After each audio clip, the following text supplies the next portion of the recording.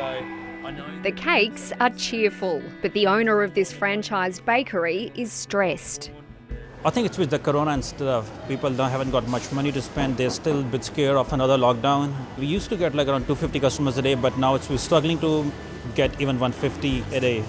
Pranay Mahajan was getting reduced rent from his landlord, shopping centre giant Vicinity, but he's now back paying the full amount despite sales being down 20%. You have to put money from your pocket to run the business. It's really stressful, especially in the shopping centre. I know a few people that are closing down just because of the rent.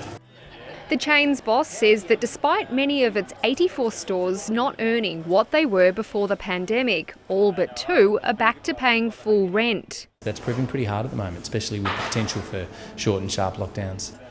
The end of rental concessions is coinciding with the loss of an industry code that made landlords negotiate with smaller companies. And that makes it really tough. Their back's against the wall.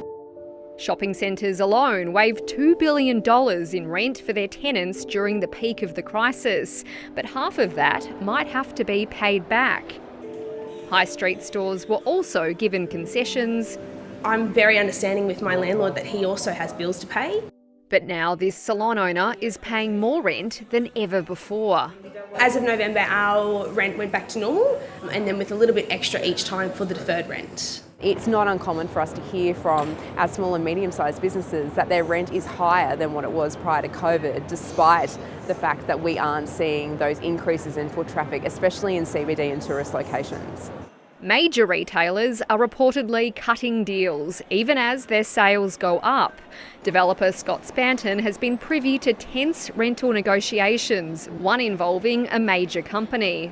They had a lease expiring this year and they've renegotiated a rent deal from $1.6 million down to around $900,000 a year in rent for a 7-year deal with $5 million of cash up front. So that was a massive concession that's cost that landlord in the order of $10 to $15 million. He says some smaller players are getting in on the action. We've seen rents of $110,000, $120,000 a year being reduced down to $80,000 a year.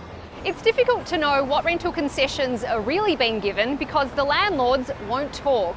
The business approached a dozen of them, including Vicinity. None would speak to us or comment on individual tenancies. Even the shopping centre industry's lobby group declined an interview, saying that rental concessions are being handled on a case-by-case basis. If we want an active economy, we need to make sure that those small and medium-sized businesses are just as looked after as people that have power.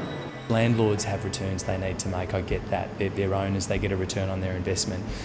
It's not going to help if there are for lease signs and vacant stores all over the place. Pranay Mahajan hopes to stay open. We're not sure how long we're going to run this business. There's always stress, maybe there's another lockdown.